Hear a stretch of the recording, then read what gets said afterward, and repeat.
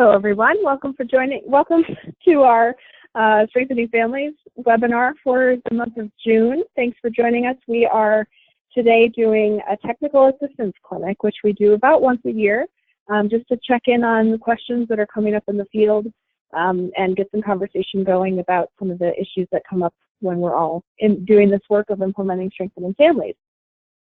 So I will give some brief updates from the Center for the Study of Social Policy. And actually, I see I did not update this to show that Martha's not sharing updates from the National Alliance today. We're going to jump right into our technical assistance clinic. So I will go ahead and share some updates from CSSP. My name is Kaylin O'Connor. I'm a senior associate at CSSP and your regular monthly host of this webinar.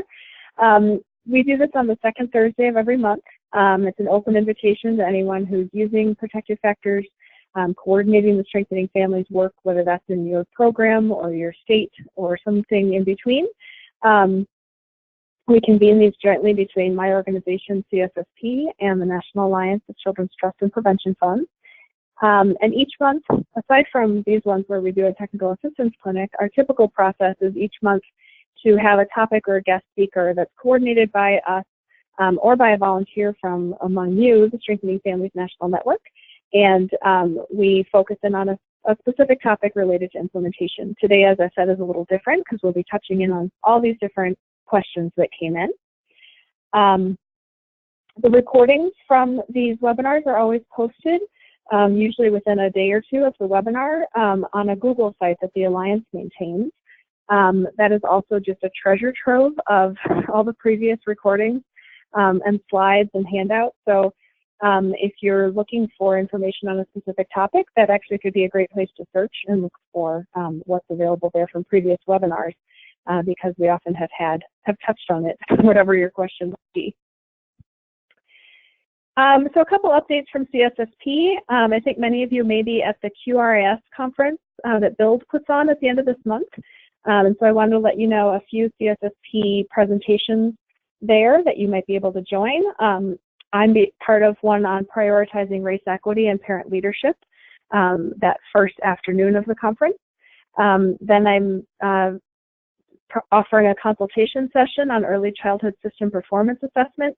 I believe folks can still sign up for some of those consultation sessions. They just sent it out this week, and I think those fill up. So if you want to do that, get signed up. Then our partners from Mosaic are doing a presentation on Wednesday called Cross-Sector Data to Support CQI, Promote Equity and Family Engagement, School Readiness and Beyond, their new Lean CQI approach. And then I'm involved in a session on quality improvement in family engagement, focused on how states are using the Strengthening Families Protective Factors framework in their QRIS. And I'm pleased that we have presenters from Arkansas, Wisconsin, and Georgia, who will be sharing a little bit about how their state QRIS integrate protective factors. And if you'll be at the conference and you would like to share what your state does, please let me know, because we could still build you in to just share for a few minutes. It's informal. You don't need to present slides or anything, but we'd love to have your state represented. So hope to see a lot of you there. Oops, my slide's not advancing. There we go. As I said, we do these webinars on the second Thursday of each month. At this time, the July 11th topic is still being narrowed down, so we will send that out in a newsletter announcement soon so that you can get registered for it. On August 8th, we'll be hearing about state and regional implementation and how they're coordinating among those in Kentucky. And on September 12th, we'll hear about countywide community-driven Strengthening Families initiative in Lane County, Oregon. That's pretty exciting stuff. So I hope you'll be able to join us for those, and keep an eye out for that July topic. There's also a note here. You're always welcome to contact me to suggest a topic or a speaker, or to volunteer to share about your work on an upcoming webinar. Another recent release from CSSP that I wanted to share, this is not directly related to Strengthening Families, but I think it's pretty closely connected. One of my colleagues went and worked on the ground in Montgomery County, Maryland, to figure out what work requirements actually require of families, and boiled down what it takes to actually submit all the paperwork and documentation required for those work requirements. It's been getting a lot of attention lately, even in the popular press, so you might want to check that out if your state is considering work requirements and you want to understand what that could actually mean for the families that would be affected. It's a great resource. Another of my colleagues, Susan Notkin, will be presenting on an upcoming webinar just next week about positive approaches to adolescent health. So if you are curious about our Youth Thrive framework, this is an opportunity to learn about it.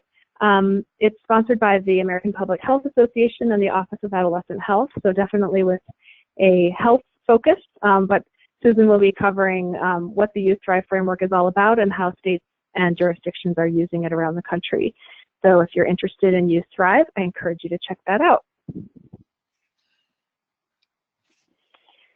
And I wanted to share an exciting update in case you hadn't heard. The U.S. House of Representatives unanimously passed a bill called Stronger CAPTA, where CAPTA is the Child Abuse Prevention and Treatment Act, on May 20th. And this bill, for the first time, includes 2 references to the protective factors. This bill is pending in the Senate, and their version is expected to be released this summer, later this summer. So we'll see whether it passes with that language still intact. But it's pretty exciting to see our protective factors listed in that federal legislation. They did put some interesting limiting words around concrete support in times of need for political reasons, but you can see them listed there right in the legislation, which is very exciting. And many thanks to all of our partners who are on the Child Abuse Coalition national group that advocated for these changes. And we're excited to see where that Stronger CAPTA lands once it gets through Senate and appropriation. All right, we are going to do this technical assistance clinic today.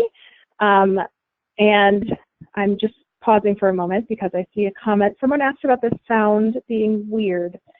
If others are experiencing strangeness with the sound, please type in and let me know, and I'll see if we can do anything about it. But in the meantime, I am going to keep talking and so that we can get into our technical assistance questions.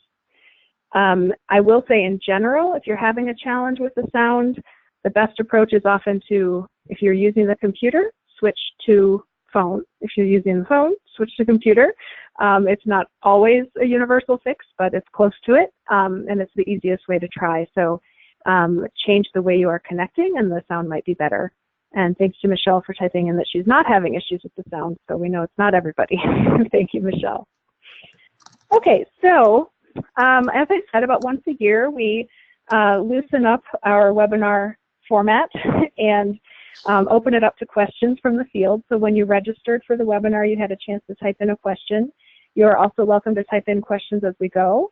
And I also hope that you will respond to some questions as we go, because this isn't just about Martha and I and our partner, Kara Georgi from the Alliance National Parent Partnership Council, being able to respond to questions, but it's also about hearing what you all have to share from the field.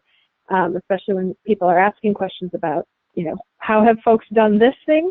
There are the examples we know about, and then there are all of you out there who also know a lot.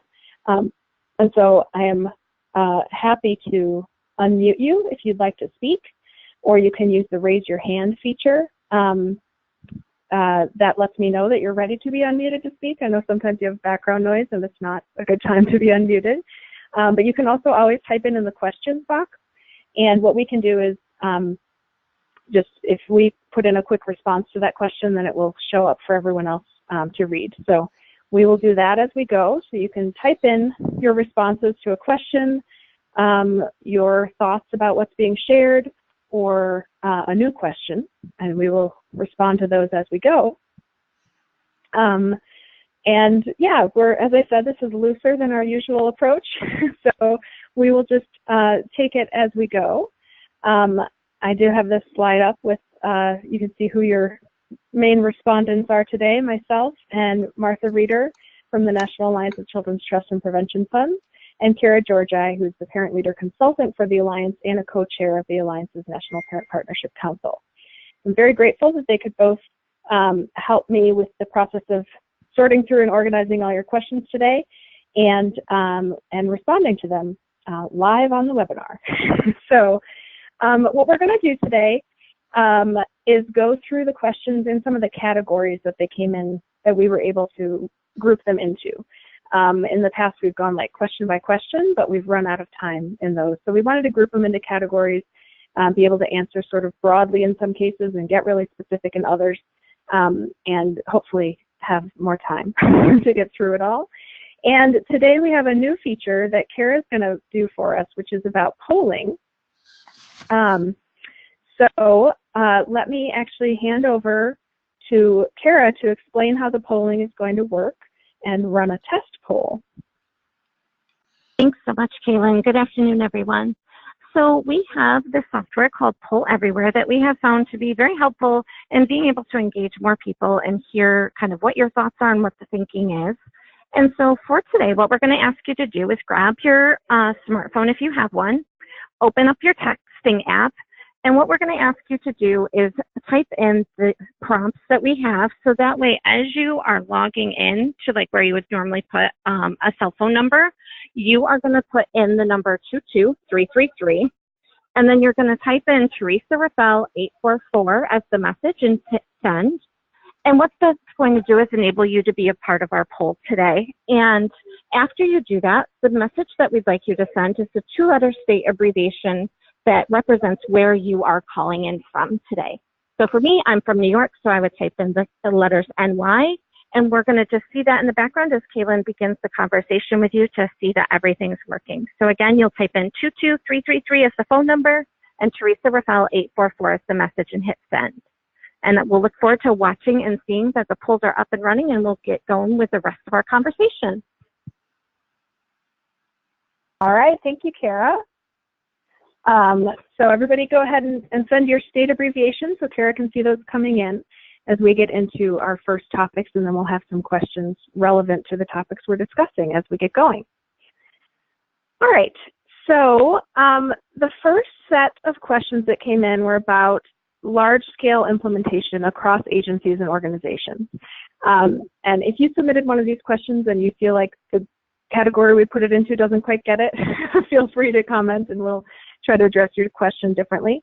But hopefully we'll touch on everyone's questions here. So some of the questions that fit in this category were, what does implementation of strengthening families look like? What are tangible steps in implementing the approach in a large statewide organization? And one person who wrote, I'm curious to learn more about what's going on in other states to foster the statewide implementation of strengthening families. So I'm going to go ahead and answer with some resources and share how we think about this big picture. And then Martha may want to jump in as well, or Kara with some thoughts. But that general question of what does implementation look like, we answer that question with what we call these core functions of strengthening families implementation. So these were developed probably about 5 years ago by a group, maybe longer than that, by a group of states that were really looking at deepening implementation. And they came up with these general categories, which we have tweaked and adjusted over time. So the categories are to build an infrastructure to advance and sustain the work.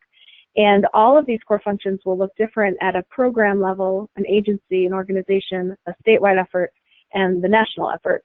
But they apply across all of those levels. So for the infrastructure, for example, at the national level, we have a National Strengthening Families National Partners Group that gets together a few times a year to talk big picture about what's going on with implementation. And then within CSSP, we have our work going on to advance and sustain the work. At the state level, that probably looks like a state leadership team, which might be a group of 4 people from core agencies that meet and talk about how they're advancing this work together and make sure that they're finding opportunities for collaboration and supporting each other. Or it might be, in some states, it's a list of 75 people who meet on a regular basis and all, have work groups and share about what they're doing and rotate responsibilities and share committees and all of that. So that could look different, but that's the sort of state leadership level. In an organization or agency, it might be a team that includes some direct service staff, some management, hopefully some parents or recipients of services to think together about what you want to do and how you're going to do it, and to sort of carry that vision for the organization. And then the next one is about building parent partnerships. I'm not going to talk at length about each of these core functions because I think some of them are more clear from how they're stated, but building parent partnerships is always core. Deepen knowledge and understanding of the protective factors approach, so that includes both training and like public awareness type of activities. Shifting practice, policy, and systems toward a protective factors approach, and then ensuring accountability, so you are looking at whether your results are having the desired effect. And I'm going to pause for a second to see there are some questions coming in.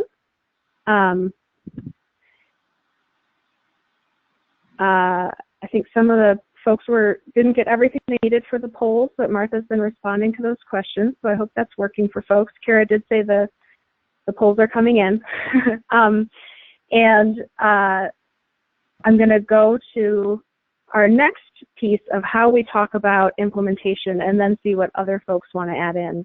So at the program level, yes, Martha. I'm just, when we talk about the core functions, I know that there are some folks who still think back to what we originally called the levers for change, and the core functions are like a fleshing out of that.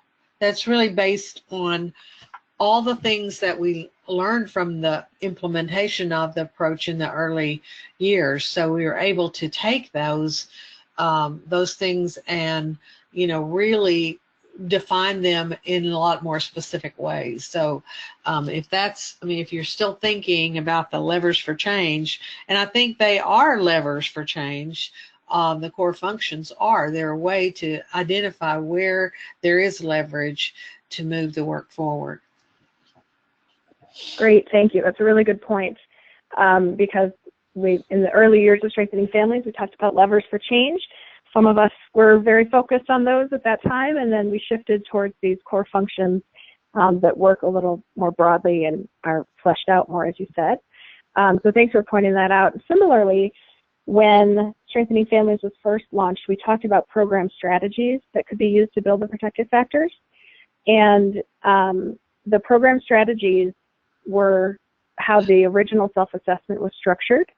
And there were 7 program strategies, which was confusing to some people related to the 5 protective factors. And so for several reasons, we shifted in the last, this was again probably about 5 years ago, we shifted to talking about everyday actions that help families to build each protective factor. And part of that was because we wanted to make sure that it was clear that you didn't need to be in a program. So program strategies doesn't sound very applicable to someone who doesn't run a program. But everyday actions are things that you can take in any kind of setting, including informal, churches and synagogues can take these everyday actions. Doctors' offices, other places that don't identify as programs can implement some of these everyday actions. And indeed, even neighbors can implement these everyday actions. So the way the self-assessment tools are structured now is around a section on each protective factor, and then going into detail on what those everyday actions look like in different contexts. Martha, do you want to say more about the everyday actions and what implementation looks like in programs? Not really. At the moment, I'm anxious to hear some of the responses for the questions. I would just say that in the Alliance's training materials, we still talk about strategies, but and also the everyday actions. Basically, looking at those 7 strategies, not necessarily as program strategies, but just as overall general strategies that are kind of a stepping stone between, the actual concept of building that protective factor and thinking of strategies as a bigger picture, and the everyday actions as being those key action points that we can help people take. So, it's kind of like a stepping stone, and that's the way we look at it. in our training. Great, thank you. And I saw that Maureen Holliker offered to comment on this as well. So Maureen, I'm going to go ahead and unmute you, hoping that's ready to go. Are you there, Maureen? I am. Can you hear me okay? Yeah, you sound great. Okay. Hi, everyone. I love this question because as a trainer, both on the local level and the national level, we talk about training a lot. So I love the implementation question because we really need to get down to implementing in our communities. I would say, first off the bat, I think what implementation looks like are these everyday actions all the time throughout your community, within your organization. So if you really look at these, that's what implementation looks like. If you would go back to the core functions slide, I can tell you just on a local level what it looks like for us. So I serve as the director for the Great Start Collaborative in northern Michigan. So I serve 2¼ counties. And so this is a little bit of a smaller area. So building an infrastructure to advance and sustain the work for us in our community, our Great Start Collaborative is really the infrastructure that kind of houses strengthening families and is building partnerships. And so all of our collaborative partners now know about the protective factors and are using them in their own organization and taking the training and kind of building that in. For parent partnerships, we have a Great Start Parent Coalition. We have parent liaisons, and we really are building parent partnerships in everything that we do in our community. So any event, any initiative, any activity that we do within our community, we look at those protective factors and we look at the everyday actions and we think, how are we going to do this within this initiative? So if the initiative is about literacy, we think about how are we going to use strengthening families as a strategy to get there. As far as deepening the knowledge and understanding of the protective factors approach, we do trainings all throughout our community. So we offer 2-day community trainings, which really bring folks from different disciplines together, which I think is one of the best ways to do it. We also go right into the schools and are offering training for child care settings, preschool, and even K through 12. So really kind of doing a lot of training and a lot of increasing knowledge about what strengthening families and the protective factors are. And then hopefully, you know, we're getting to that place where we can shift practice, policy, and systems towards protective factors approach. So this happens slowly. I can say that with our trainings, we see some practice and policy shifting where we have organizations now that the protective factors 2-day training is a must-have for all new employees. Some of the policy shifts that we're seeing, we're going to start a new program here called Handle with Care. And if any of you know what that is, it's a program that is a collaborative between our local police departments and our Department of Health and Human Services and our schools, and it will be with the Great Start Collaborative, that if at any time the police are at a house between 3 o'clock in the afternoon to 8 o'clock the next morning, there's just a notice that's sent to the school that says Handle with Care. It doesn't have any personal information, but it's just about that trauma-informed care of how can we support this child and this family today, rather than not knowing what's going on. So, you know, really small ways that you can see practice and policy start to shift. And then, you know, I think for the ensure accountability, I think this one is probably the hardest one to get to sometimes, but I think that you have to look at a lot of qualitative data about what's happening in your programs and the activities and the initiatives that you build, really kind of collecting some of that qualitative data rather than concentrating on the quantitative. It's always, I think, really hard to prove that you've prevented child abuse and neglect. So that one's a little bit more difficult sometimes.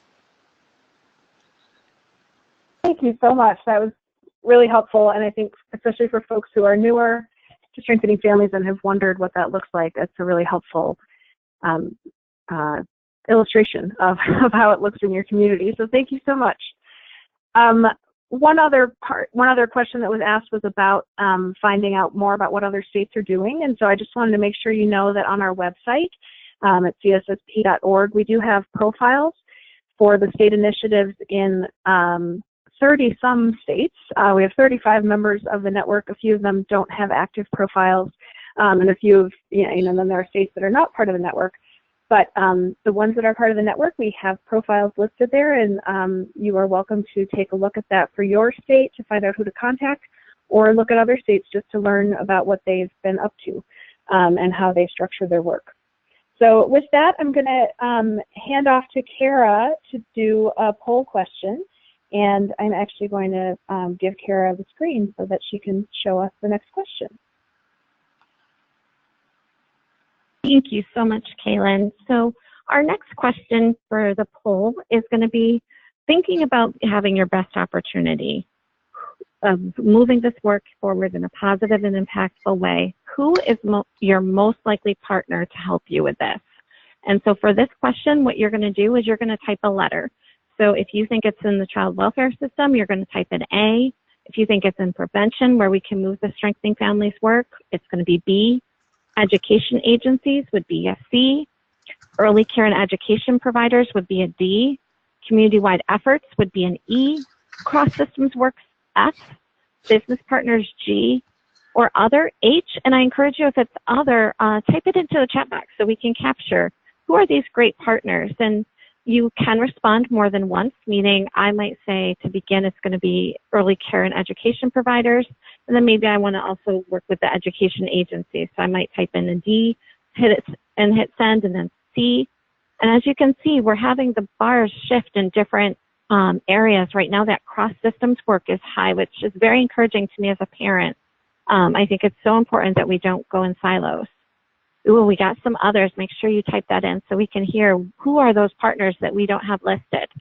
There's so many we could have, and we look forward to seeing this, kind of looking at the data and thinking about what is happening in all these different areas. How can we build strong families and strong communities? Because it's not one group or one organization alone. It's truly got to be a united effort so we can build strong families. So Kaylin, I'll let this continue to keep growing. And I will pass the screen back to you so people can still be typing in one of those letters. And so I'll give everyone one more second to look at any last letters they want to type in. And then we'll pass it back over to Kaylin. Yeah, no problem. I'll keep it open for a little bit. All right. So with that, we will go to our next group of questions, which is about partnering and supporting parents. So the questions that came in here are, how can we best support parents who are underrepresented in the advocacy world, so they're at the table? How can we teach or create a collective and safe space for family of all walks of life to support each other in these hard times? How to reinforce the value of early identification of developmental concerns in marginalized populations with limited trust in public systems? And how do you engage disengaged parents? So those last two questions are pretty specific about parents that are reluctant to be engaged and how we reach them. The first two are also about, sort of more general questions about family engagement that we get a lot. Martha, I didn't pull in details about all the different CAFE approaches, but I did create a slide here just listing some of the CAFE approaches. And if you could maybe describe CAFEs as an approach and then talk a little bit about the models that you're most familiar with, then I can jump in. Great. Really, almost all the CAFEs that I am familiar with are built on the World CAFE model, and World CAFE still has being connected to them in their general approaches. I'm on a listserv they have, and I get lots of information from them, just not specific to protective factors, but just a really great new ideas. And if you're interested in CAFEs at all, I think staying connected to World CAFE overall is a good idea to get any kind of new approaches or ideas that they are sharing. And so from that, thinking about how to help build protective factors. Lots of our partners have come up with different approaches. The Parent Cafe through Be Strong Families, and Community Cafe is through a group that originated out on the West Coast with Robin Higa. And Caring Conversations is a model developed that was really began in the state of Minnesota, where 0 to 3 worked together with their parent group to sort of blend a lot of the elements from other cafe approaches to be more specific to their needs. And as a result, some great 7 great cafes that are very sort of scripted in a good way to help you, and each one discusses a protective factor, and that is a great piece of work if you want to look at it. It has great ideas and some very specific strategies you can use as you build those 7 cafes and use them in helping to, it just gives you a lot of really concrete and specific approaches. So we work at the Alliance with Robin Higa to help states that are interested in the community cafe approach. It's a very tailored approach to the specific community. And Kathy Getz-Wolf in Illinois works with the Parent Cafe, and I'm sure she would be glad to share with you further on their specific offerings with Parent Cafe. So I don't know about a more perfect union cafe. Kaylin, you'll have to take it from there. Okay, great. Yeah, I'm happy to share that. And this is breaking news, very, very new from Be Strong Families. So they're the home of Parent Cafe. And those parent cafes are structured around the protective factors with questions about each one, very specific to the protective factors.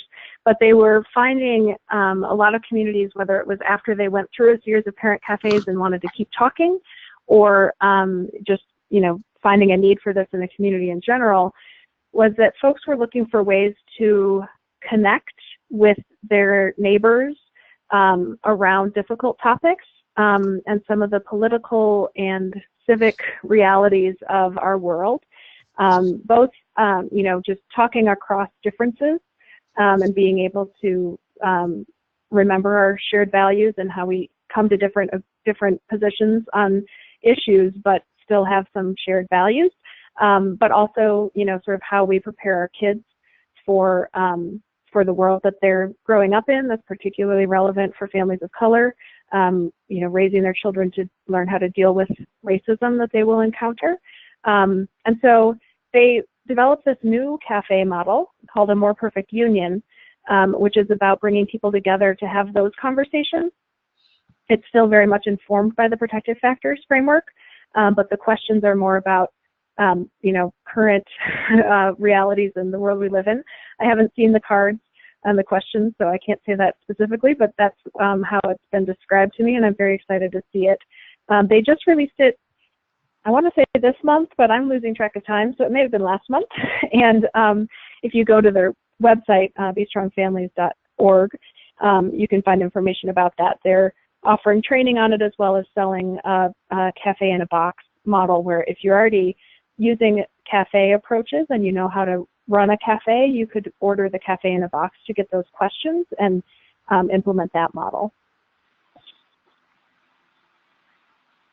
All right. I'm seeing comments and questions. Someone asked about where can I get information on the Caring Conversations. That is a model that is proprietary to 0 to 3. So if you go to their website and search on it, there's that is something you can purchase from 0 to 3. And I think if you wanted to, you could get some training and support from them on how to implement it as well. But that's the one that's really designed to be used with providers and parents coming together to have those conversations about caring for the children that they both love.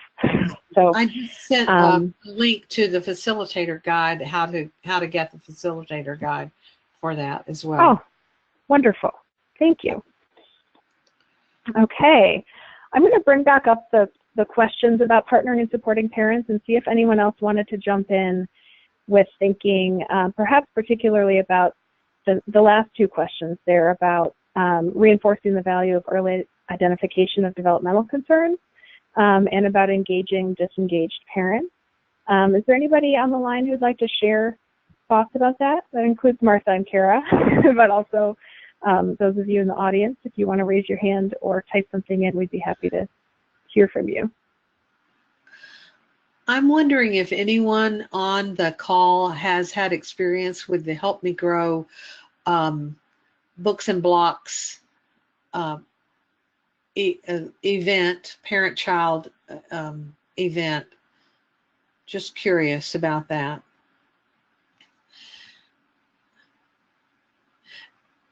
If not, you know, I will see if I can find out some more information about how you can get in touch with that. I know Alabama has done it, originated with Barbara Levitt in Utah. And it is a wonderful event in which it's a community-wide event that involves many activities that children come with their parents and engage in these activities, and their parents get to observe them. And at the same time, the ASQ3 is being administered. And so that it involves a professional group of people that are able to do that and then debrief with the parents. Many referrals come out of that, and it's a very family-friendly event. A lot of times young people, high school students help conduct the activities, and the parents and the children engage in play. And so it's a really exciting event. And I'll see if I can come up with I'm pretty sure that they have developed a manual for how to conduct the entire event.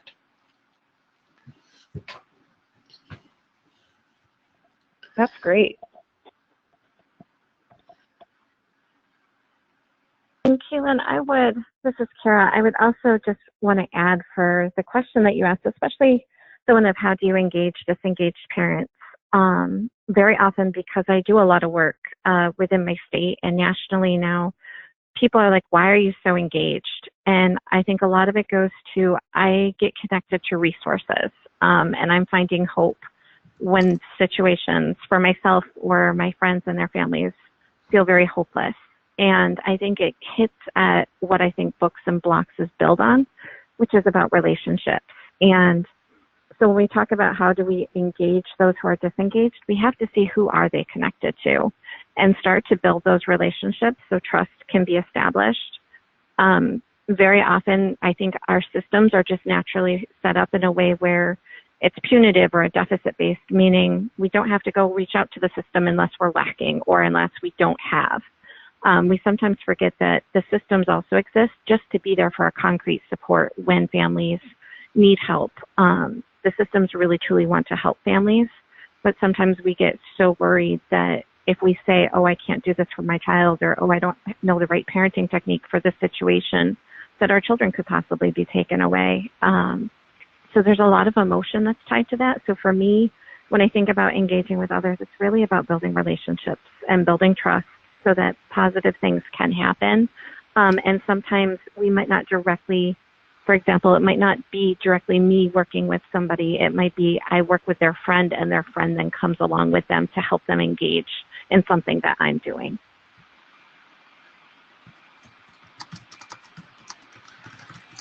Thank you, Kara. I love hearing that story. Okay, I see an offer from Patrice Johnson to share a story, and I think that's a great idea, Patrice. So I'm going to unmute you. I have to find your name on the list. There we go. I'll unmute you. There we go, Patrice. Hello, everyone. So I was looking at that question, and I find there's something troubling to me about that question. The last one, how do you engage disengaged parents? And I think part of the challenge there is in seeing the parents as statically disengaged.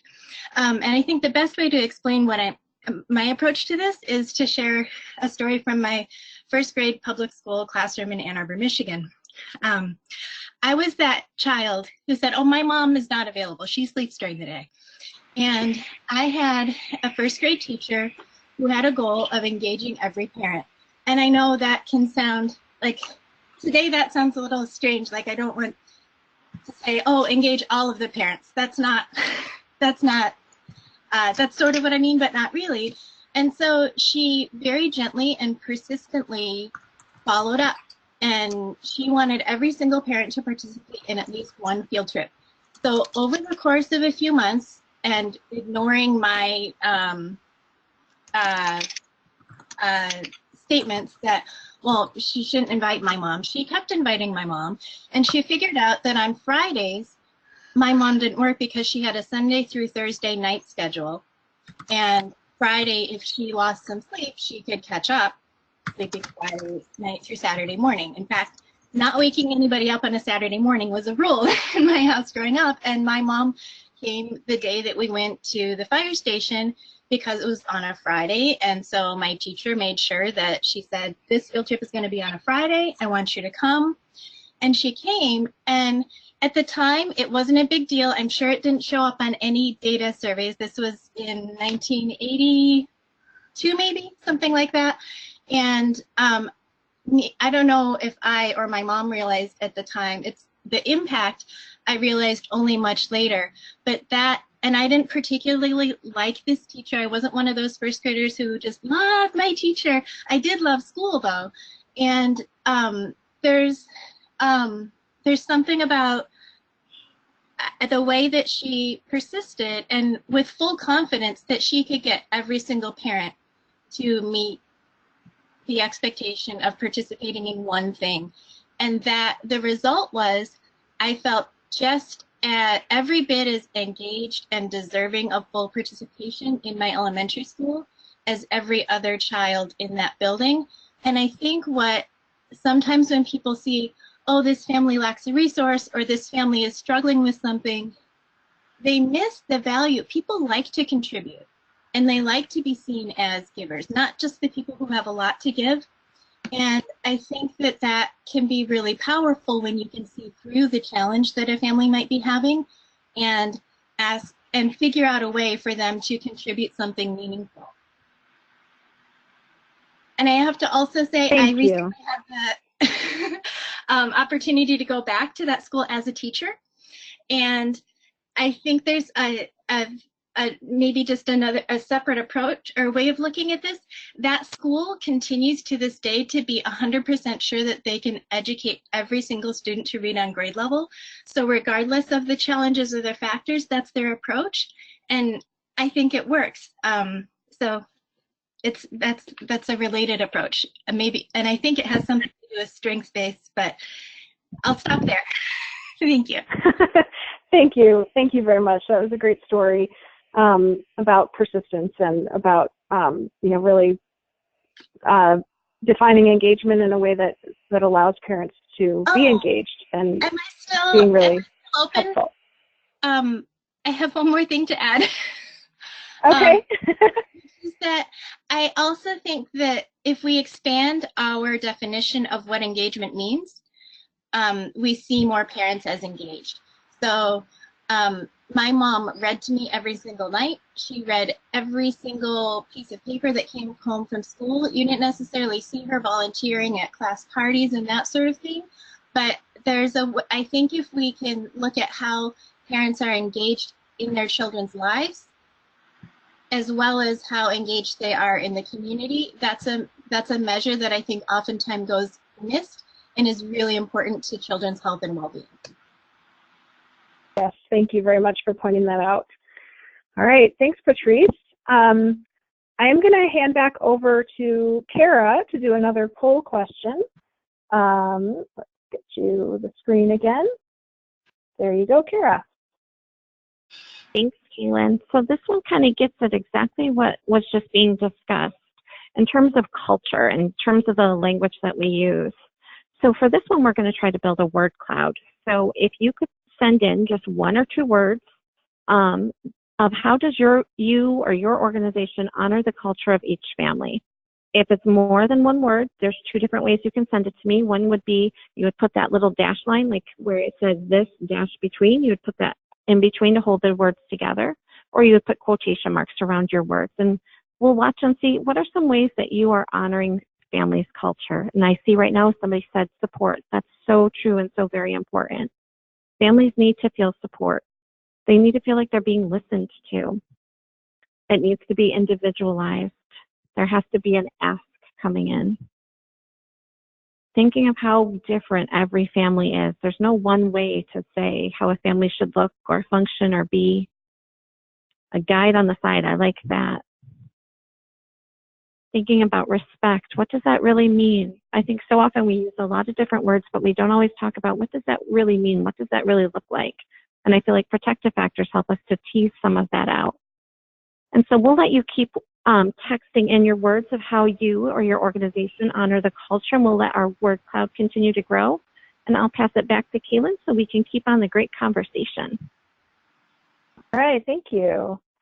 All right, show my screen again. I did actually take the opportunity to jump off my slideshow and go to a toolkit that we have called Ripples of Transformation, Families Leading Change in Early Childhood Systems. And it really gets to that issue that Patrice raised about how parents can be engaged in so many different ways. And it's not always about showing up and volunteering. It's not always about being the parent who goes to the school board meeting, but it is also about the engagement as a parent and at home with your child. So looking at those different realms of engagement, I recommend that toolkit. All right, go back to the slideshow. Here we go. The next set of questions was about implementation strategies and resources. And I'm going to just rattle off some quick answers to a few of these questions, and then I hope we can get some conversation going about others. Someone asked about, is there a platform to keep track of the surveys and extract data? And in fact, there is. There's a tool called the Strengthening Families Evaluation Portal that is a resource that you can use for free as a program. You can go in and create a program profile, enter your self-assessment results. You can also use that to send out parent surveys and staff surveys. With the parent survey, you can even do a follow-up survey, so you can connect your pre and post responses while it's staying anonymous, so you're not knowing which parents responded in which ways, but you can look at the group of what change has happened over time in their own reporting on their protective factors. So I encourage you to use that. It's provided by our national partners at Mosaic. And I think Omari from Mosaic may be on the line, but Omari, I'm not sure if you want to say anything. Let me see. It looks like, sorry. Oops, sorry. These questions look funny in a tiny box. So I'm not sure. I don't want to unmute you if you're not able to talk, Omari. But Omari is that person at Mosaic who manages that Strengthening Families Evaluation Portal and is always happy to answer questions if folks have them. I'm not going to unmute you. Oh, he's got his hand up, so I can unmute him. Thank you, Omari. Clear communication. Let's see. Are you able to speak now? It looks like you may be muted on your own end. Let's see. It says self-muted. There we go. All right. Hello, everyone. Hi, Kaylin. Thanks for giving me a voice. Yes, is there anything you want to say quickly about the evaluation portal? Yes, I will just add that we will have a big presence at the QRIS Build Conference as well. So anyone heading down to New Orleans at the end of this month, we'll look forward to seeing you there. And we do look to partner with any and all programs or agencies and organizations that are interested in moving this work forward from a technological perspective and tracking data and finding insights from that data through the algorithms and the visualizations and other tools and tips and tricks that we have put together over the years of partnering. So that is that's the just looking forward to Okay. seeing everyone in New Orleans. Great, thank you. And if you could maybe type in to the question box the best URL for people to get to check out the evaluation portal, I can then share that out to everybody. Sure. That would be helpful. Just I'm trying not to type as much while I have my screen showing. So, all right. So that was that first question. The next one is about how folks are implementing Strengthening Families trainings within their communities. So after training a group of trainers, how are you rolling that out? And I know that Martha wanted to answer this for how folks are doing that with the National Alliance of Children's Trust and Prevention Funds training. So Martha, and I know you were gonna, you asked a couple of state partners to speak as well. So I'll hand over to you. Okay, thank you. I know that Rebecca Mather is on from Wisconsin is on today, and Ann All from Colorado, and I'm going to unmute both of them and let them share with you. I don't know if Ann has been having some issues, and we'll see if she's able to, if they're both able to share. You're both unmuted right now. So this is, All right, can you hear me? Yes. Yes.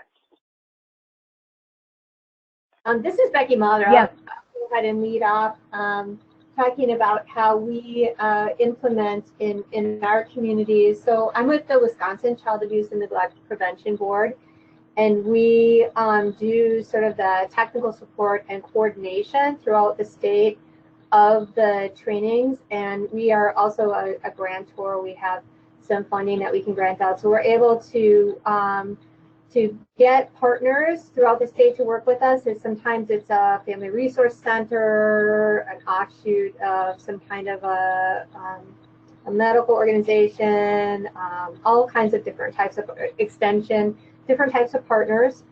And we are able to provide a little bit of funding to help them be able to implement. Most of our funding goes to every trainer that we work with is required to co-facilitate with a parent co-presenter. So we use a lot of the funding goes towards supporting that parent co-presenter. And then we kind of partner with these organizations, and the folks are embedded within them, and they are provided a lot of support to be able to go out within their own area, service area, and community in order to offer the training there. And we offer the training exclusively to other family support professionals or direct service professionals with that particular curriculum, rather than to parents, because we're really working toward having all of those professionals and their organizations embed this within their framework, and teaching them and talking with them about ways to share it with parents during the course of their work, so that families are getting lots and lots of touches with that information through sort of trusted representatives. So that's kind of how it works, and we've kind of got folks scattered all over our state, which has been really helpful, and we're trying to reach as many professionals as we possibly can. Becky, this is Martha, and I'm really interested in. I think one of the really unique things that you're doing is this parent co-presenter when you do a training, and I think it's a great model for practitioners that you're delivering the training to see that kind of a partnership. Do you see any kind of pickup of those ideas from those practitioners that you train, that you are seeing better parent partnership in those organizations where you're delivering training? So I can't say that we have had we haven't actually measured that. So Martha, so I don't actually know whether it's had that kind of an impact. I can say that it has really helped. It's really had a huge impact on the trainers that work with the parents and the parents that do this work themselves.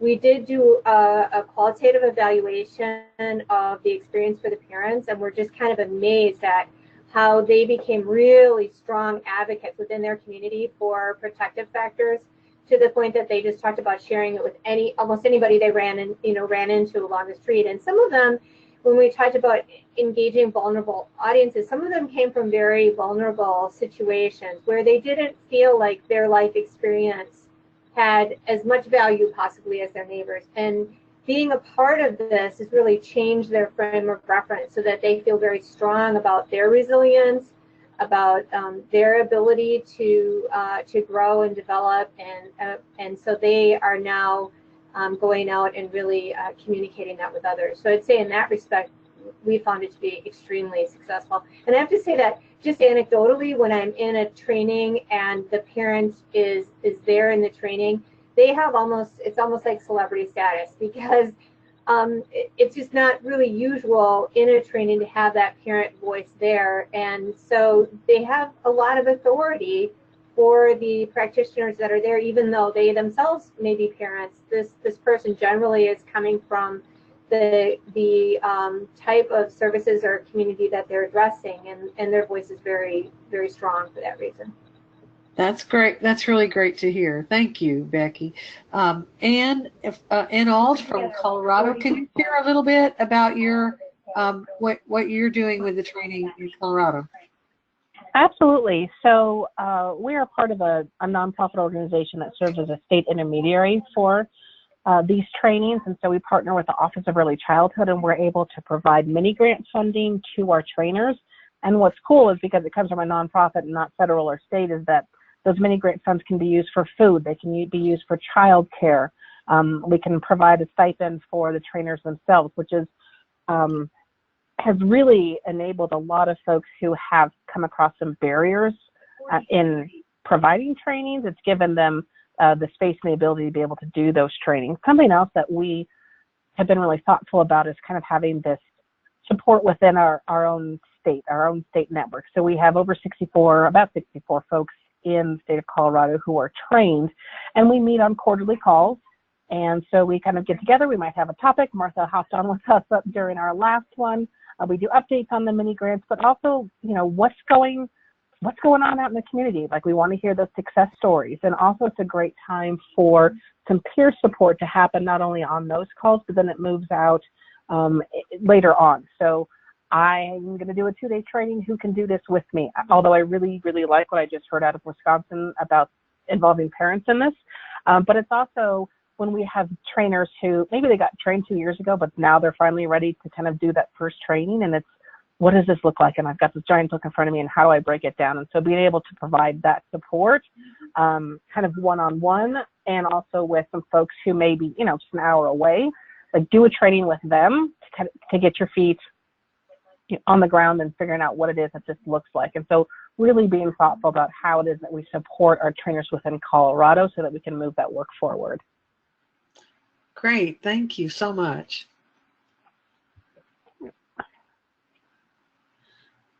Kaylin? Sure. That is wonderful. I love the way both of you shared that. And I think Martha and Kara and I are all just staring at the clock going, wait, how did an hour just go by? That was absolutely. It's been a really wonderful conversation, and I think we got through about half of the questions that had come in, and about half of the poll questions we had planned. So stay tuned. We may see about slotting another one of these in sooner rather than later to get to the questions that were submitted that didn't get answered yet. But I love that folks were jumping in with their responses and sharing. I think we've got so much strength out in the national network of folks who are using this and have so much wisdom and knowledge to share, and good questions as well. And so I think we need to continue finding more ways to bring these conversations together. And I really want to thank Martha and Kara for being my partners in crime in figuring out how to pull this off with the variety of questions that had come in. And I also want to thank everyone who jumped in to share your thoughts and responded to the polls and sent questions in advance. We will get back with, get back to you about what's happening next, with other ways to connect in. But I also encourage you, I'll just put in a quick pitch. If you are on Facebook, there is a Strengthening Families National Network group on Facebook, which is drastically underused. Feel free to look up that group and request to join it, and then post questions like this there. And I think people will chime in and respond if you ask, and maybe make a commitment to look at it in the next few days and see if there are any questions and answer if there are. because we can have these kind of conversations in other ways as well. So check out that Facebook group. Send me an email if you can't find it, and I'll help you find it. But it's just called the Strengthening Families National Network. And yes, we will be in touch soon about the topic for our July webinar. And I hope everyone has a great rest of your day. Thanks, everyone, very much.